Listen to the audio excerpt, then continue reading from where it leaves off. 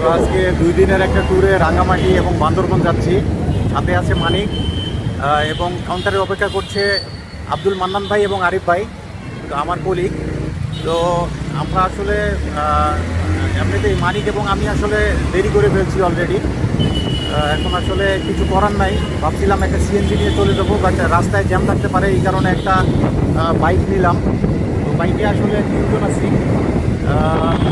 যাই হোক, এখন পর্যন্ত জ্যাম আসলে পাইনি, দেখা যাক কী হয়।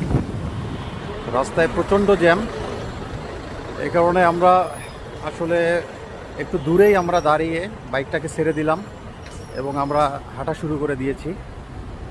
সামনে অবশ্য এই আমাদের রবি এক্সপ্রেসের কাউন্টার, ওখানে আরিফ ভাই এবং হচ্ছে আব্দুল মান্নান ভাই অপেক্ষা। এই যে চলে আসছে।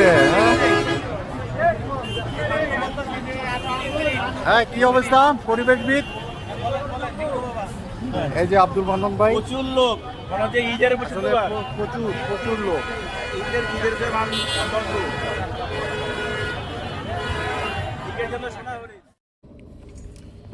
আজকে ঢাকার রাস্তায় প্রচণ্ড পরিমাণে জ্যাম থাকায় আমাদের বাসটি সঠিক সময়ে যাত্রা শুরু করতে পারেনি।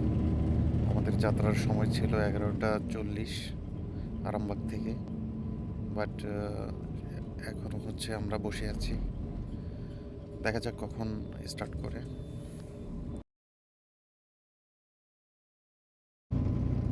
আলহামদুলিল্লাহ, অবশেষে 1 ঘন্টা 30 মিনিট লেটে আমরা যাত্রা শুরু করলাম। আগামীকালকে রাঙ্গামাটিতে নেমে ইনশাল্লাহ আবার কথা হবে।